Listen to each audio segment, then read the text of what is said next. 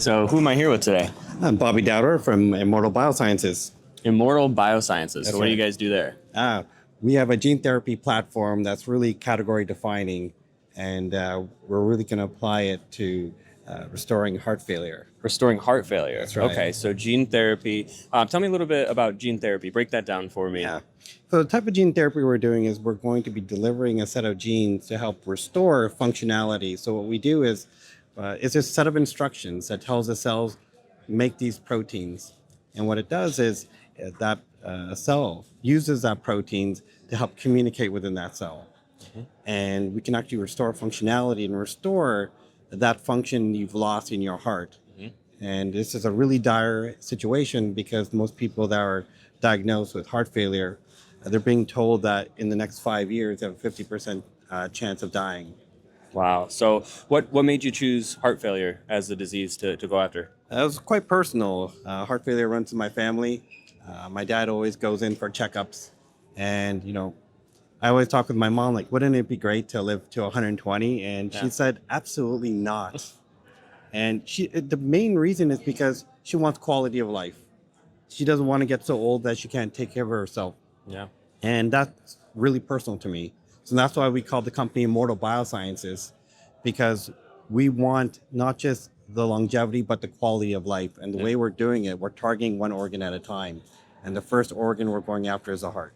Okay, that's amazing. So you're not just going after disease. You're looking at longevity. You're looking at not just increasing the lifespan, but increasing the quality of life so that you want to actually live to 120 to 150. Absolutely. And there's a lot of foundational research on this that was able to do with George Church, who's also a co-founder. Yeah. Oh, great. Yeah. So you were in the George Church lab, or what's your background? I'm a genome engineer from the Church lab. I've worked on a number of things, like I was a founding member of the woolly mammoth de-extinction project that became 𝗍𝗁𝗄, and the team that engineered kidneys and pigs to be human compatible end up becoming 𝗍𝗵𝗄𝗃. So I've had some experience with early startups, the early technology development. And this is actually something that what I'm doing right now is a passion project. George is actually very passionate about it as well. And she was mentioning of all the things he's working on, this is probably one of the most exciting things that he's working on right now. That's amazing, man. High praise from a legend. It is. It is. Very cool. So what's next? You said that heart disease is your first indication. Are you already looking to the future, or are we just focusing on heart disease now? Right now, we're being very disciplined. We're focusing on the heart. We're focusing on a very specific, severe subset of heart failure. And we want to make that our first proof point, really define an entire category around not just treating the symptoms, but going after the root cause. Yes, which is very important. Not a lot of drugs do that these days. So are you raising funds right now? Right now, we are raising funds. I think as a founder, you're always saying you're raising funds. We are in a pre-seed raise at the moment. And it's very exciting because I think that pre-seed gets us to a very quick inflection point fairly soon. Yeah. So how much are you looking to raise? And have you raised any non-dilutive funding up to now? We're very early on. Right now, we're looking to raise about $500,000, and we just kicked off that fundraising just a couple weeks ago. So it's going to be very exciting, and that's not holding us back. We're still pushing forward with all the milestones that we want to achieve. And again, it's a very exciting time because you're really going from this concept where we have some exciting foundational research already done, and we've got some mechanistic signals that show this is doable. We can actually reverse some of these ailing issues in the heart, because when you get older, a lot of things fail in your heart. You get fibrosis, you get inflammation, the energy production in your heart isn't very good. And all those things are reversible, but not if you deal with them the same way things have been dealt with the last 10 to 20 years. And what we're doing is bringing a brand new approach to it. So that's what makes it very exciting, that what was once, this person that's going to die of old age or going to die of a heart failure, we can make that something that you'd read in the history books, by saying, you know what, we can take a completely different approach and apply some technology that's just stayed on the shelf and in academic settings and really bring it to the people. Yeah, and that's what's so incredible about this is not only are you curing the disease or addressing the disease, but you're reversing the damage that's already been done. That's not the way we usually think about disease. That's unbelievable. Yeah, and I think that was always something that was always on my mind when I thought about aging and longevity. I know there's a lot of projects where, you can engineer animals and organisms from birth to live a long time. Right. But really what's more translatable is, well, what if you start off with someone that's older, and can you reverse some of that age age-related damage. Yeah. So that you can rejuvenate their organs, you can rejuvenate their functionalities so that you can extend their lifespan from there. Yeah. So of course, we're not promising lifespan extension, Right. but we can improve your organ function so that is not the main issue that you're going to be facing. Right. That's so cool, man. So we're here at BLPN, and you're a member, correct? I'm a guest. You're a guest. I'm a guest. Oh, you're a guest. So maybe soon to be a member. Perhaps. How's your experience been so far? It's actually been fantastic. I think what's amazing is there's so many people here that's willing to help. They really love the cause and they really like these kind of approaches that are really going to make a large impact in people's lives. Yeah. And when they see that, they're very supportive. Yeah. And I think that's a wonderful environment to be in. Yeah, I couldn't agree more. Excellent. Very good. Thank you, Bobby. Thank you. Good, man.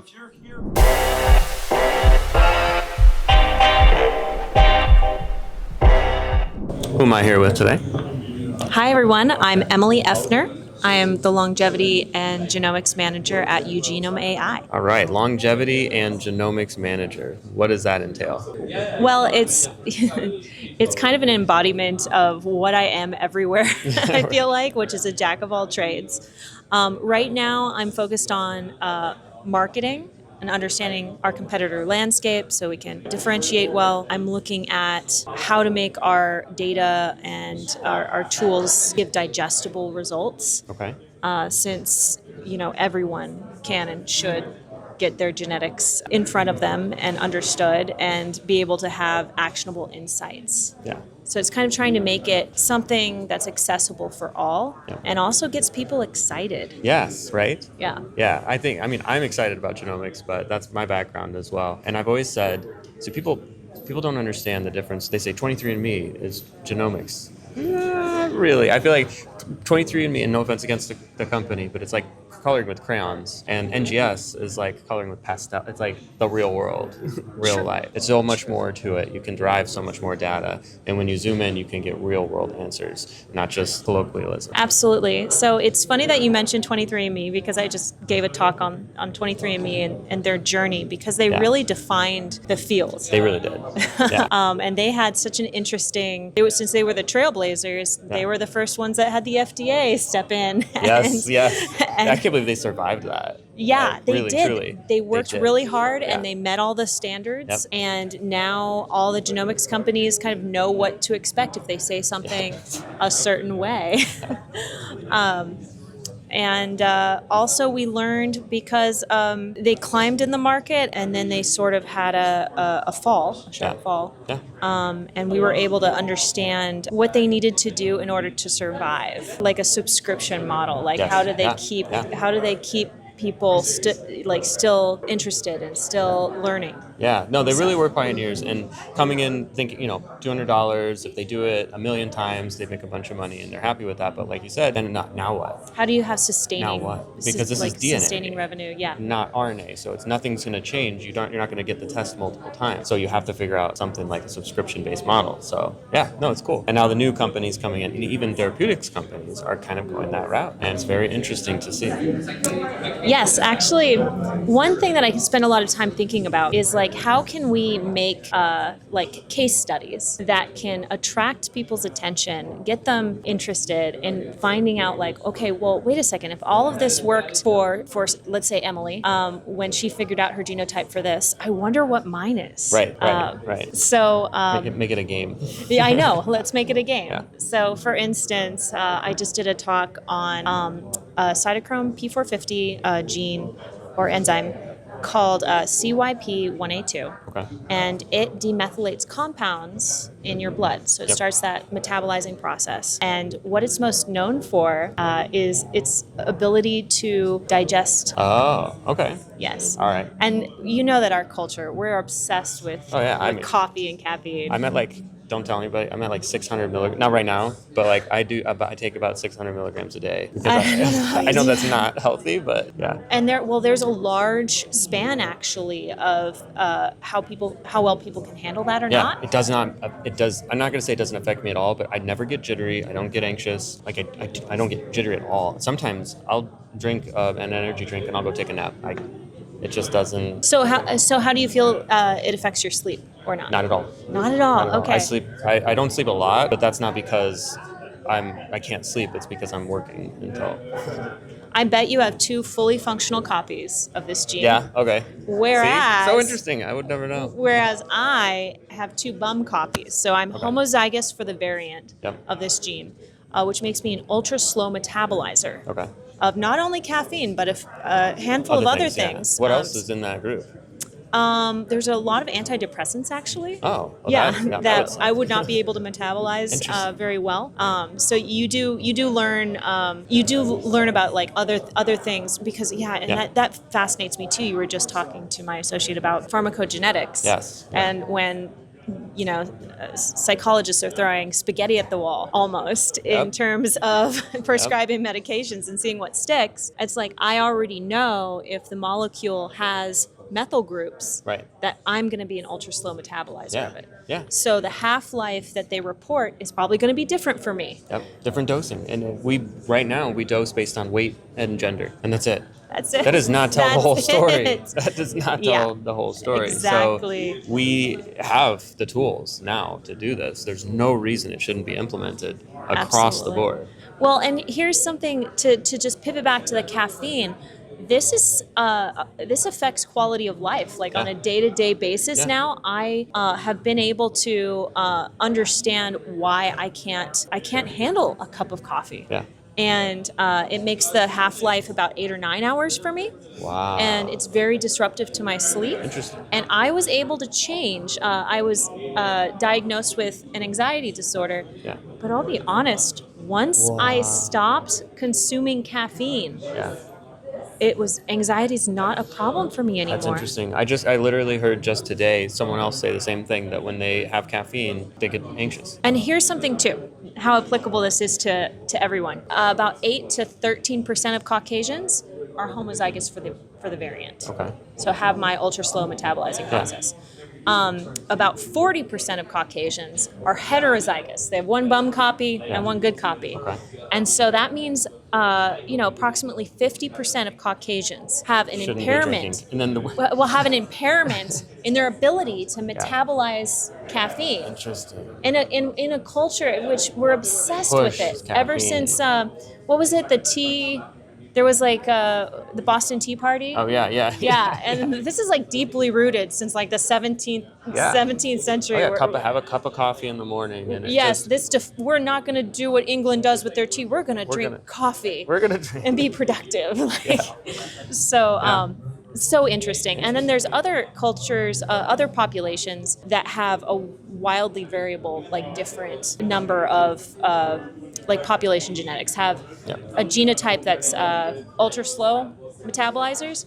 Those that are Japanese actually have a 60% frequency of being homozygous for that variant. Interesting. And although I haven't been to Japan yet, I'm really interested in like understanding if they have far less coffee shops than. Yeah, well, I would expect. I would think. So is this at all related to alcohol? No. Because I just wonder, because it made me think, when you said Japan, it made me think of the Asian flush. Oh, and if there's anything I will related look to into that. I have no idea. See? Never know. Learn something every day. Learn something every day. Who knows if that is or not.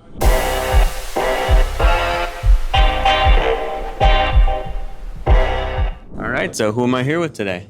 Hi, my name is Tetsu Young, and I run a little consultancy firm called Tetsunagi Consulting. Tetsunagi Consulting. Yeah. What do you guys do there? Well, Tetsunagi actually means hand-holding. So what I do is I get people to hold hands, so to speak. That's the symbolism of the work that I do. Also, Tetsunagi, it takes my first name, Tetsu, and Nagi, which is together means hand-holding. But it's a little exotic, it's a little difficult for most people to learn. But if you know Tetsu, you just need to remember Nagi, right? And everybody knows Tetsu. Good, all right. So Tetsu, what do you do at your consulting firm?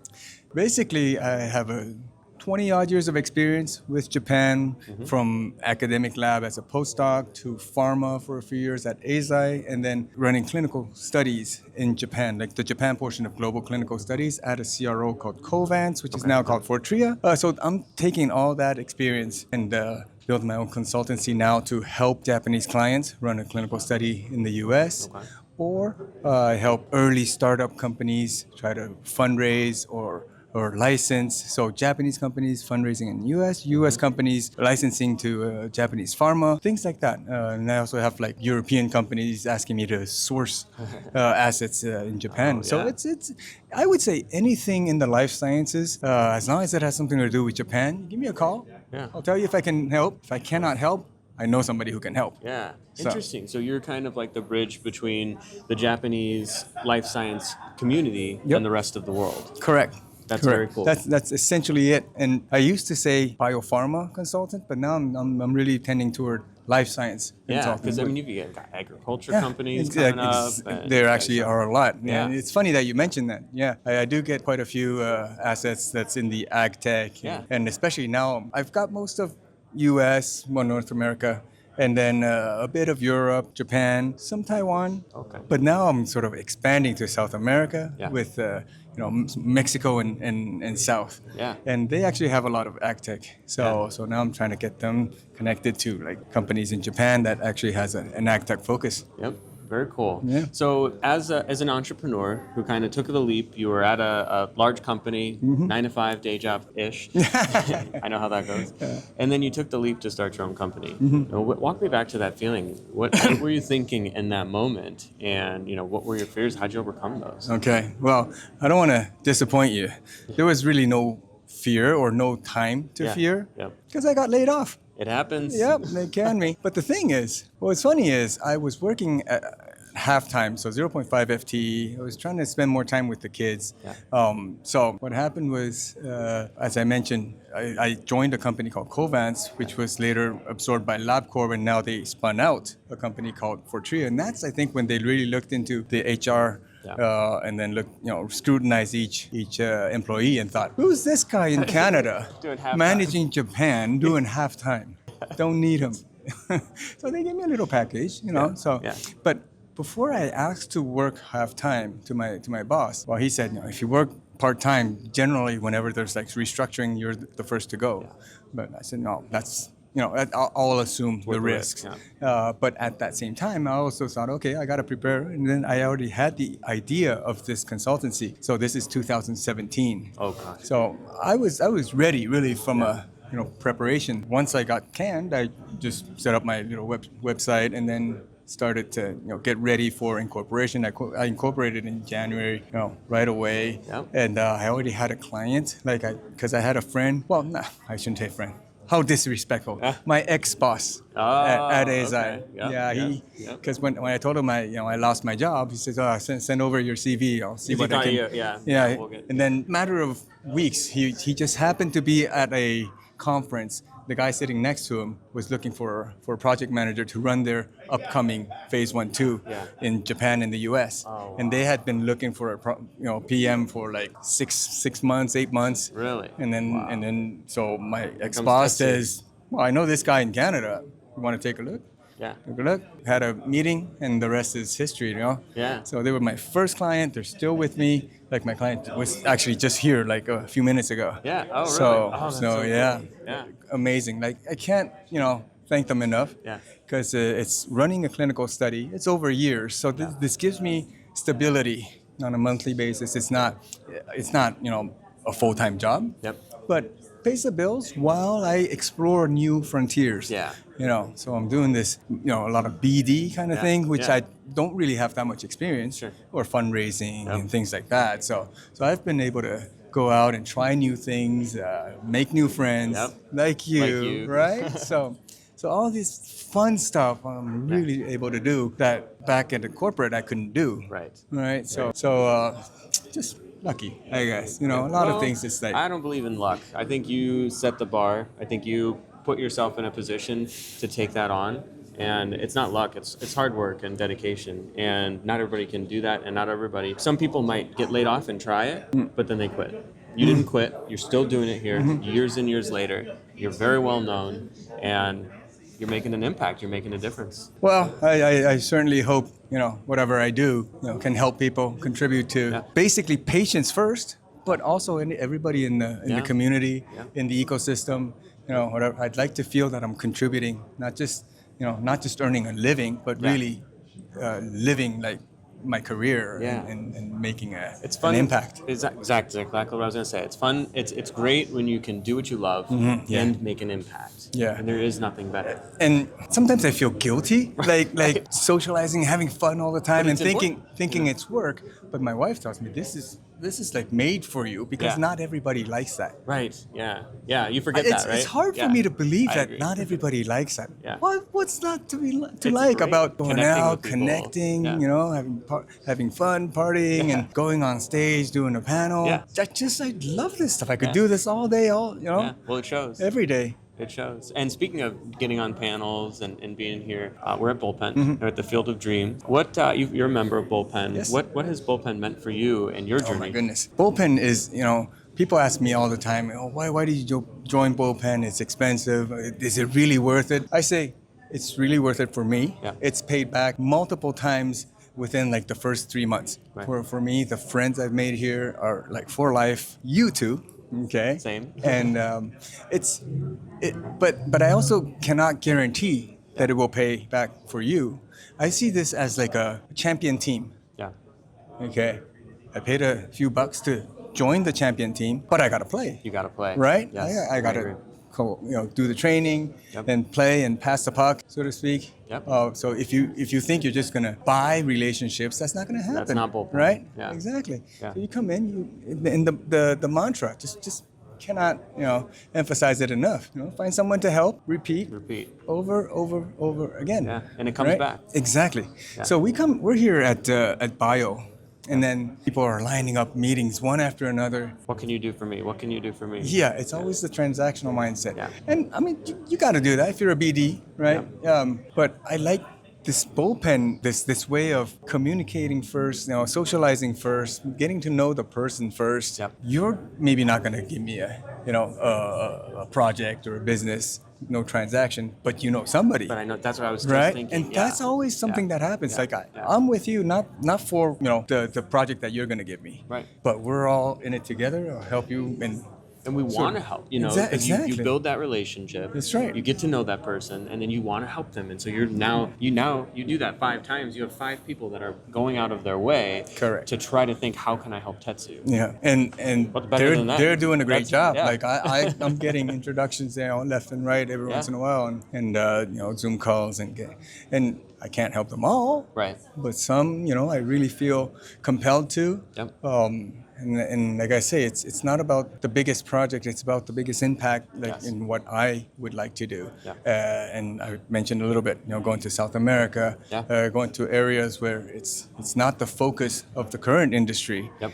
right? And I'd like to try to help that industry move it up. Yeah. And if I can connect, let's say, the Spanish-speaking world and the Japanese-speaking world in the life sciences, yeah. that's going to be super fun. Nobody's doing that. I will have probably zero competition, Yes, yeah.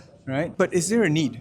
So I don't know. That's the so question. I went to in April I went to Mexico, went to Miami, and went to these kind of ~like events and met loads of people. Yeah. And I found out that the ecosystem is not quite mature, but it's definitely up and coming. Yeah. A few therapeutics, a lot of ag tech. So these are things that already I think I can probably find a way to connect, maybe in a year or 2 years or 3 years. But then I got a call. Uh-oh. I got 2 Yeah. calls actually Really? from 2 different companies. Already looking to expand to South America from Japan, From Japanese Japan, companies. going to South I'm America. like, there's already a need? See, you created that need. I didn't You create- manifested it. Well, I put it on LinkedIn, and then Yeah. my friends saw that, Yeah. and then talked to the CEO over there. Yeah. And like, yeah, we're precisely thinking about how to access the Mexican market. And what that proves is you could have just gone to the events, said, "Nah, it's not time yet." Gone back to working with Japanese American companies, companies from Japan going to America. But instead, you put it on LinkedIn, you put it out there. Yeah. So that's not luck. That's you putting in the effort, showing up.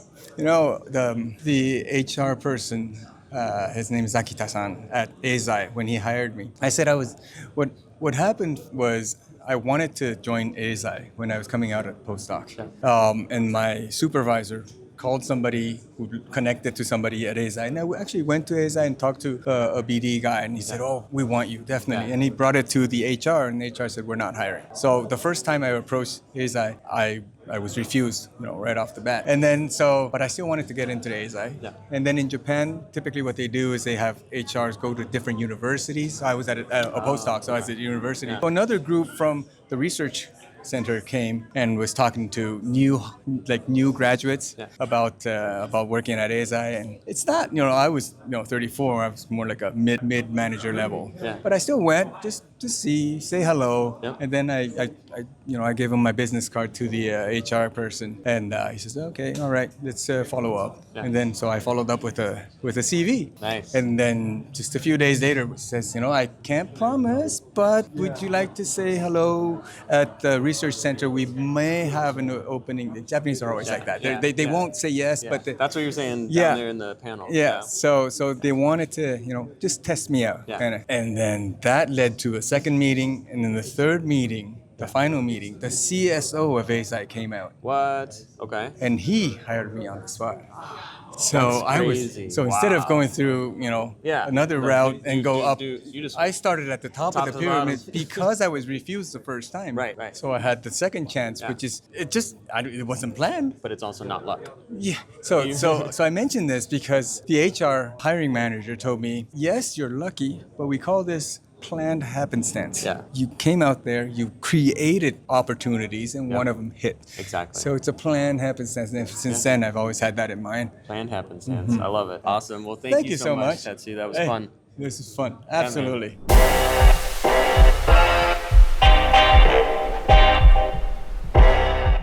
All right, so who am I here with? I'm Calvin Carter. I'm the co-founder and CEO of 𝗍𝗍. 𝗍𝗍. Tell me about that. Yes, so it's a combination of invisible and physics, and that's because we're using invisible waves and first principles in physics.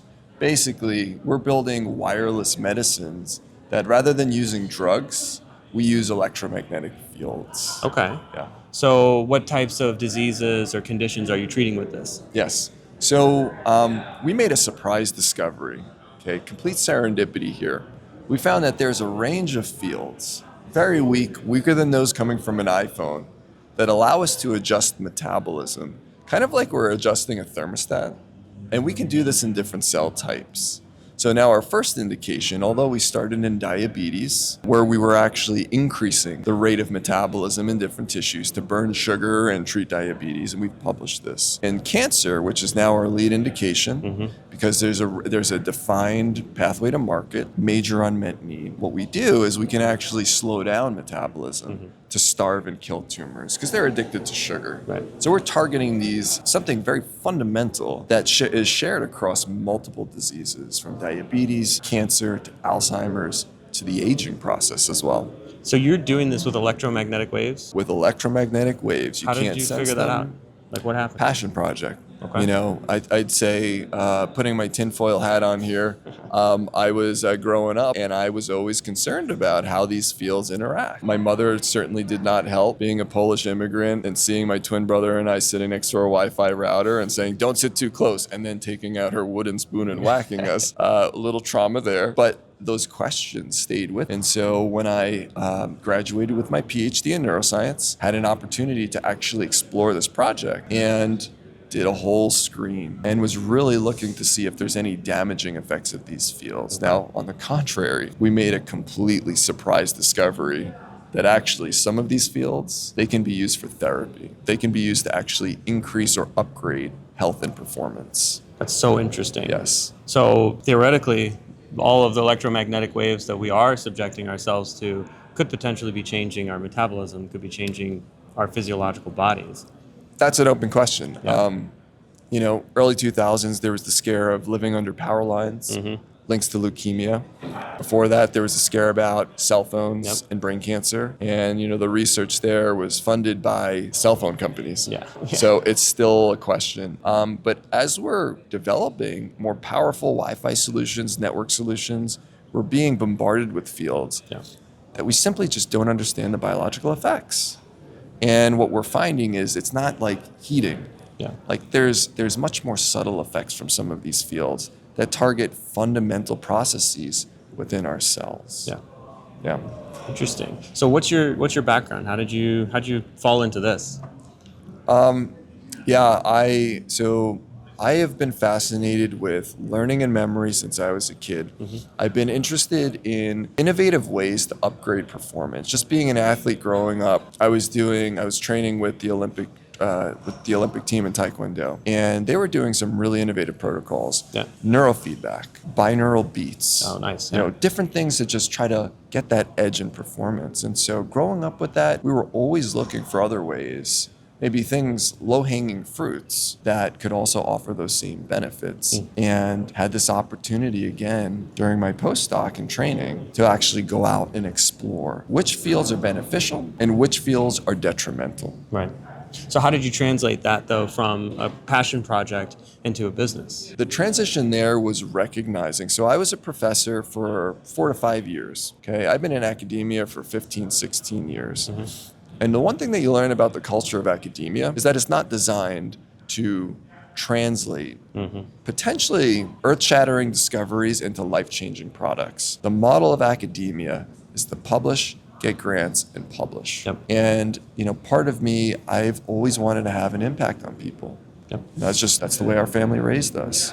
Do what you can to help others. I think at some point I recognized the limitations of academia, and after we made this discovery, we're sitting on something that we believe could fundamentally transform how we do medicine. No drugs, sleep in your bed, let us emit these therapeutic fields to treat you. That's insane. And it was just a responsibility that we felt as the initial inventors of this, that we have to bring this out. And then once patients learned about it, we get bombarded with dozens of emails every week. Yeah. When can I use it? My husband has brain cancer. He's dying. We just got an email last week about that. Wow. Like terrible stories. People that we meet. When can I use it? And that makes it so much more real and meaningful, and that's what drives us. I mean, this is disruptive technology. Yeah. If this truly, you can tailor this to affect cells in a controlled way, you're changing completely changing the landscape. Yeah. We look at it as science fiction for a reason. Yeah. I think it's kind of, you could take a look at some of, Star Trek, for example. Yeah. You have the tricorder, right? You don't need to take a blood test for a tricorder. Yeah. You just zap somebody, beam them, and you could say, okay, there is potential for heart failure, or here's a broken arm. We're on the therapeutic side. Right. And in Star Trek, they had medical bays. Yep. You diagnose them, you lay down in this bed, and it'll cure you. Yep. And that's what we're building. Yeah. We think that that's the ideal medicine. And I would say, I wear UFO shirts for a lot of reasons. I was going to ask, but you beat me to it. I've been into this since I was a kid. My dad was very into it. He had an experience growing up. But I think what I learned from just being in and having an interest in UFOs is to keep an open mind. Yeah. And we like to think about, if there is an advanced alien civilization somewhere out there in the galaxy, billions, trillions of miles away, Yep. what kind of medicine are they using? Yeah, right. Are they taking 20 pills a day? Are they injecting themselves with drugs? Or is there some other modality, some other technology that they're using that is within our grasp in 2026? And when we started looking at electromagnetic fields, we believe that this is that next generation. It is what we believe the ideal medicine. Non-invasive, no contact. And I would say relatively inexpensive. I mean, obviously the machinery would cost a lot, but for per treatment, it wouldn't be that expensive. I mean, you're going to set price. Right. But as far as a cost perspective. Right. Yes. Yeah. Accessibility, affordability, I think those are some of our core values as well. Yeah. Because we do want this to get out. We do want patients to be able to afford it without having to go through the troubles of all of the reimbursement landscape and insurance. Accessibility is another big value for us, because for a lot of patients, especially with late-stage brain cancers, late-stage cancers in general, they have mobility challenges. Yeah. They rely on their families to essentially be their caretakers and their Uber drivers to bring them to and from care centers to receive their chemo radiation therapy. Yeah. We do not want to add to the burden of what patients are already dealing with. Right. So when we designed this treatment, we got pushback early on from our investors. They said, you should build a wearable. And we disagreed. We said, guys, wearables, the data are clear. Patients just still find it challenging. Yeah. They still have to put something on, shave their heads. Can we make a technology that's compatible with human nature, that does not interfere No with their daily resistance. lives. Yeah. Exactly. Yeah, very interesting. So throughout all of this hasn't just been an easy process. No startup is an easy process. You've hit hurdles, you've hit roadblocks. Tell me about a setback that you've had that maybe, man, you were like, I don't know if I'm going to make it. This might be the end, but you pushed through. Yeah, early on, we made this big discovery. We started the company, and this started out of academia. Our lab was shutting down. We lost our funding from other grants. It was a very hard time. We laid off 80% of the lab to do that. Sam Altman had a quote. He said that the hardest part about running a company isn't, the strategy or the team. The hardest part is being prepared for all of the bad things that are going to happen to you as a founder that you just don't expect. At the time, my father passed away in a house fire. Our house that I grew up in as a child, it burnt down. Wow. My little brother was in there. He was 10 at the time. He was trying to pull my dad out of that fire and couldn't. And I had to break the news to him in the hospital that our father died. Wow. And my father was a good man. He did a lot for the community. He was a business professor, but he did a lot of outreach to try to help minority students reach their goals. And for me, when I see somebody who was that good of a man with the goals that he had pass away in that way, and he died on his birthday too, for me, it lit this fire in me that we're not going to live forever. We can't control everything. And so while we're here for whatever short period we are, let's make this meaningful. Yeah. It's not about me. This is really about, let's see what we can do to take care of all of us as humanity. We need to upgrade our whole species, our whole civilization here. 100%. That's the value that I think everybody in our company has bought into. And when you work with people who share that vision and are willing to do anything that it takes, Yep. it is a source of inspiration and motivation and energy that's what keeps us going. That's what keeps us motivated.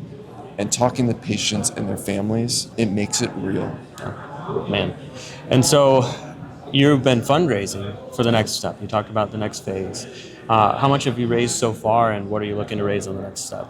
Yeah, so to date, we've raised about $5.5 million in a seed, and that's allowed us to get some first-in-human data, to complete our enabling studies, so we're ready for trials now, build our technology, a bedside technology that you just sleep to treat. That's awesome. And the next step for us is to raise a $16 million Series A round, so we can actually run the trials. We have our clinical sites already picked out, our PIs picked out. We're working with the godfather of brain cancer. He wrote the standard of care for brain cancer. He led another company to get their approval as well. And he's totally bought into this. Yeah. He believes in this, not just as a therapy in terms of efficacy, but also for quality of life for patients. I mean, and brain cancer would be the ideal, because what disease is more difficult to treat than glioblastoma? It's a scary disease. Patients go really quickly, unfortunately. And the standard of care, unfortunately, has not changed in over 20 years. Yeah. So it's a major unmet need. We want to go after the hardest diseases first. Yeah.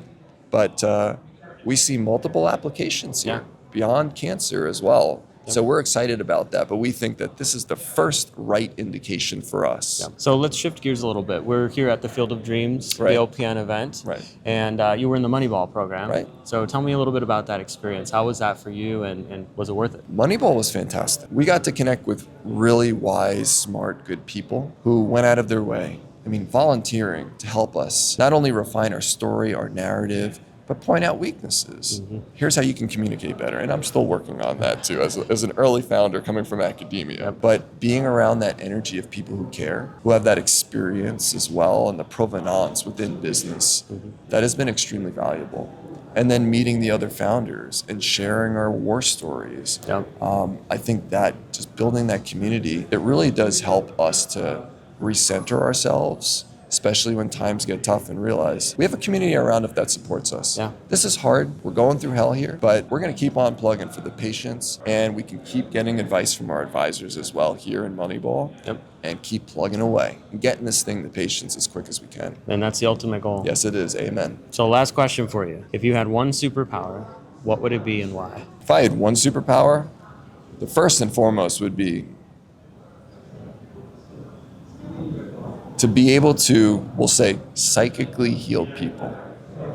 So just eliminate all diseases just by putting out those vibes, okay? Now that's maybe far out there. I think second would be being able to foresee the future. I think being a visionary in this business is extremely important. Seeing where trends are going, and seeing past a lot of the noise, which is there's a lot of it today. But I think that is critical because you need to stay focused on your vision, and you actually need to see where the landmines are and what is going to be the best chance of success of bringing this technology out into the world. So those two would be great. But if I could heal people just by putting out good vibes. That would be the ideal superpower. Awesome. Yeah. Well, thanks, man. I really appreciate it, Calvin. Of course. Yeah. This was Pleasure. great, brother. Thank you so much, man.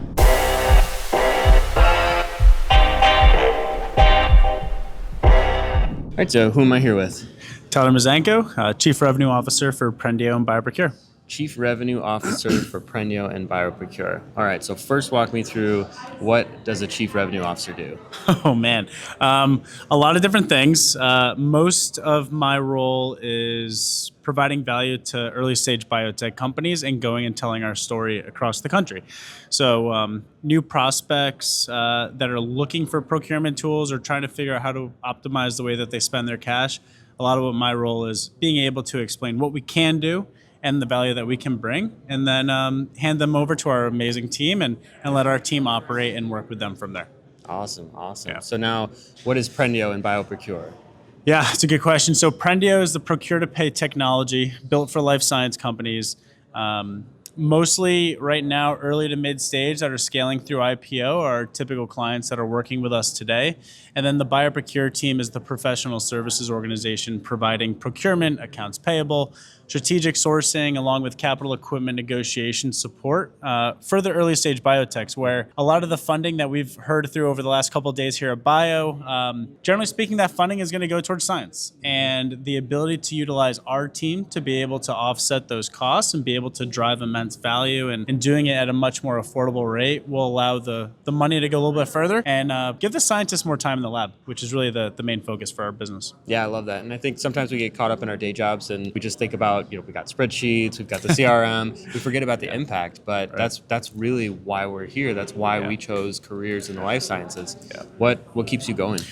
Oh man, that's a really good call out, and I want to punctuate that. I wake up every morning and I go to sleep every night feeling like I have accomplished something. It could be something extremely minimal, or it could be an amazing day with a lot of great opportunities with a lot of different folks. But the industry itself, people like yourself, BLPN, the community here, and just everyone that's a part of this industry, we're all pulling in the same direction. We're trying to solve problems that our families, our friends, even ourselves have had and or will have, and like being able to build something and be a part of this community and this vertical. I'm just very appreciative and humbled to be a part of it. I mean, it's really an amazing line of business to be in, and I've met really amazing people too. Yeah, and you mentioned BLPN. We're here at the Field of Dreams event with BLPN during Bio. What's the relationship with BLPN for you and for 𝗠𝗵𝗃 and 𝗍𝗶procure? Oh, yeah. So I met Christian and 𝗂𝗁 a few years back. I think I had mentioned this at the Napa Valley Summit during JPM. I didn't know at that moment what BLPN was. I thought it was a baseball organization because of my previous career. But from 10 seconds into the conversation, the one thing that I knew is that Christian was trying to solve a very real problem. And that was, how can you create a community that can collaborate and bring people from all different parts of life sciences together to build this team that was going to be able to drive a unique value and an experience forward that will not only impact us, and he had mentioned it a few times today. It's not about us. It's not asking the questions that are going to solve my problems. It's how do we ask the right questions that will help all of us be able to be successful. Yeah. And that to me is why I love being a part of it. It's why I come to as many events as possible. It's why I tell people to join the organization. As I just mentioned, it's a humbling experience, and it's something that I have a lot of passion for. And the BLPN community for us at 𝗠𝗵𝗃 and 𝗍𝗶procure means a lot. We try to do as much as we can with the entire team. And personally, anything I can do to help support the organization, I put my best foot forward because it is a wonderful experience. Yeah, I couldn't agree more. And you mentioned your professional athletic experience. So let's dig into that. We can't ignore it. What are you referring to there? So I played baseball for the San Francisco Giants for 7 years. Wow. And it was a wonderful experience. And I had mentioned it on the panel today. Christian had asked a really good question of what was it like when that career is over and now you're in life sciences. There's so many similarities. And there's been so many folks that I have met in this industry that are CEOs or operators or investors within it, because the whole point in any team sport is that it's teamwork. Yeah. Right. And it's collaborating, it's communication, it's trust, it's building this network and this community around you that will allow not only yourself, but the team to be successful. And immediately when I jumped into life sciences, everything clicked. I was like, this is exactly what the last 20 years of my life looked like.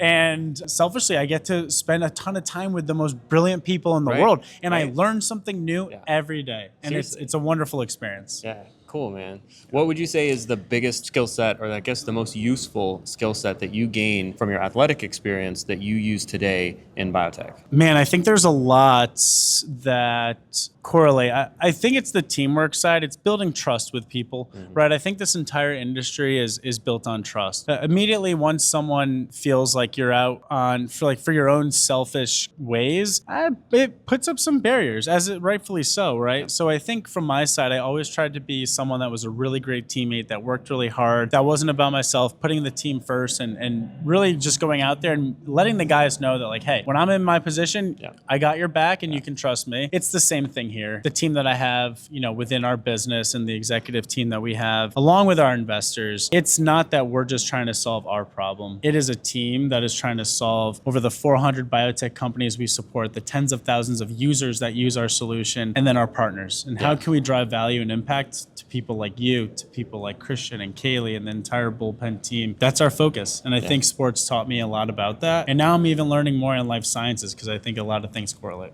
Yeah. And so one last curveball at you. If you had one superpower, what would it be and why? Oh, man. Wow, this is a good one. I wish you would have given me a cheat sheet before this. Okay, so I think from a superpower perspective, I'd want to be able to understand what makes someone tick and how can I help them without them necessarily having to tell me. Just seeing someone that is trying to build something or is going through something in life and not fully understanding what they're going through, but somehow having that sense of like, all right, they're going through this. I'm now going to either personally help them or I will bring a team around them to support them. Like that, I think just having something that is bigger than ourselves and having that ability would be a really cool superpower. Right. Best one yet today. Oh, look at that. All right, brother. Thanks, you, Tyler. man. I appreciate it, buddy.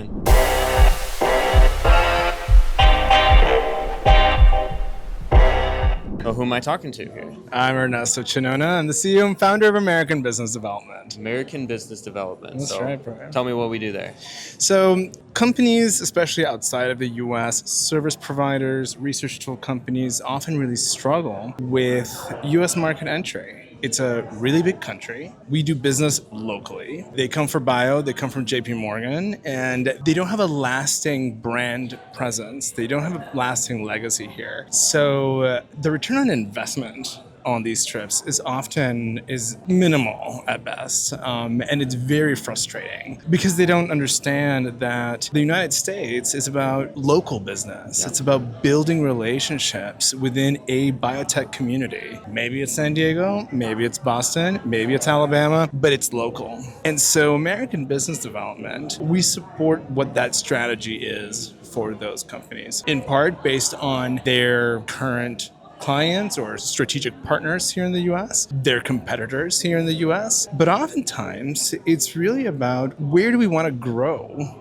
your brand trust, your brand visibility, your thought leadership within the many, many biotech hubs that we have here in the United States. That is fundamentally what we do. And we advise them on how to do that. If they want to build those capacities in-house, their own business development team, and that's how we prefer it, because honestly, we want them to have the relationships. We want them to be successful independent of American business development. But at times, we know that that's tough.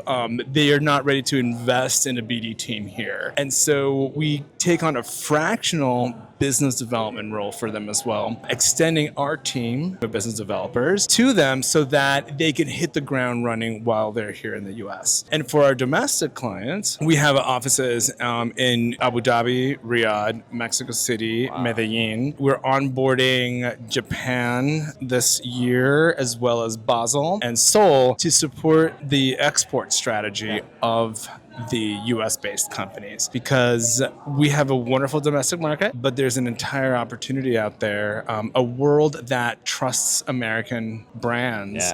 And we just need to leverage that, because they will receive you. These communities outside of the US will receive American companies with open arms. And it doesn't take as much work because they know that our product and our work is world-class.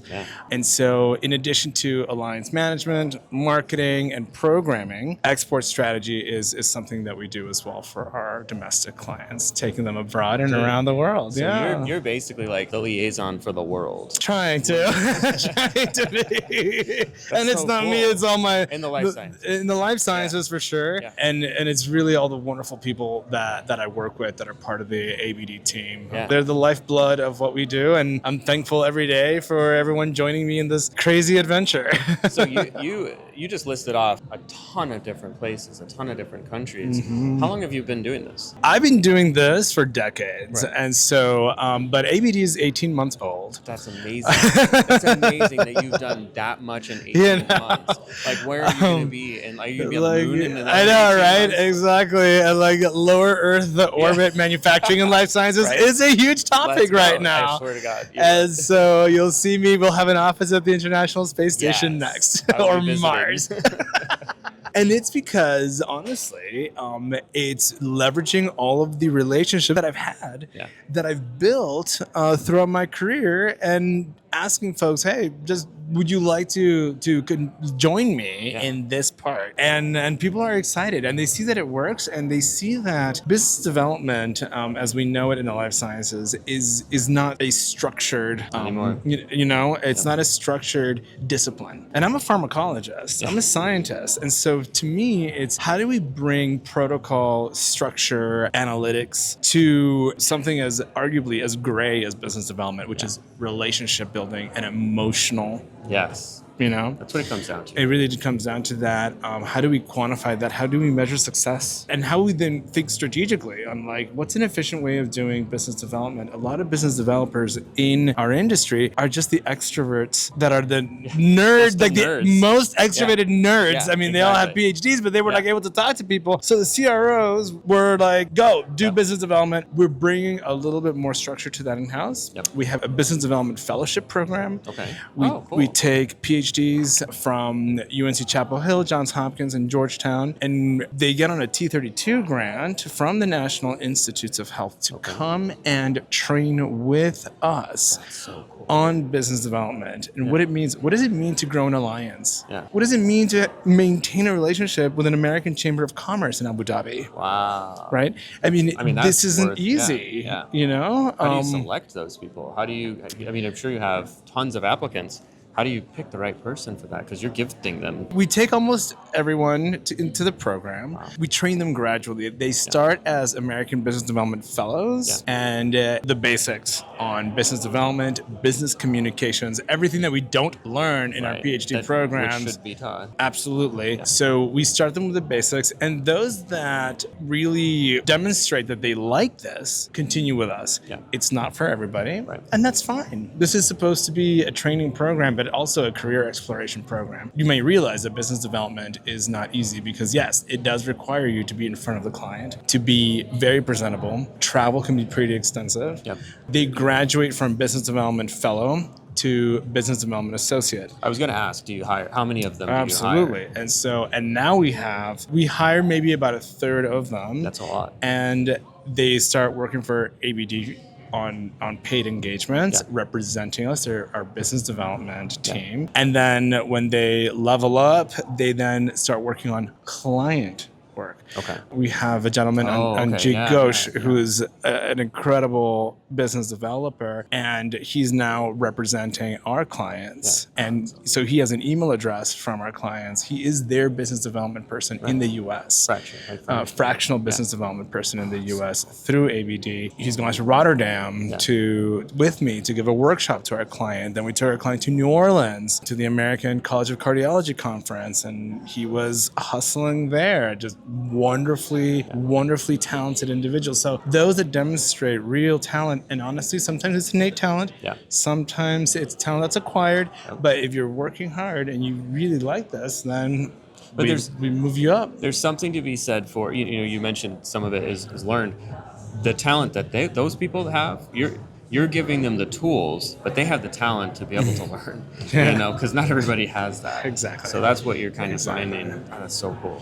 And they have the personality that really fosters that relationship building. And the way that we see the academic sector now with cuts to funding and just the competitiveness of trying to go the academic track, this is a very viable, incredibly important alternative to staying in academia. And I want to offer that to those individuals that may be happier talking to a human being instead of talking to a mouse or a cell line, which was my case. We've all been there. We've all been there. Minus frogs. Exactly. So looking at you, all of your greatness, Ernesto, you don't look like the everyday scientist, right? How important is individuality in business development, particularly in the life sciences? And it's funny you mentioned in the life sciences. It's really, I see this as more of an American value. Oh, yeah. Okay. We are one of the few countries that affords us to be ourselves, There is, without question, maybe some social pressure in areas of the country where it's a little bit more conservative. There is corporate culture that can confine folks, certainly. But when you're running your own company, then you have that freedom. And so I can lose the suit and be myself. And more important than anything, whether it's in the life sciences or not, the way that you present yourself just needs to be true to you.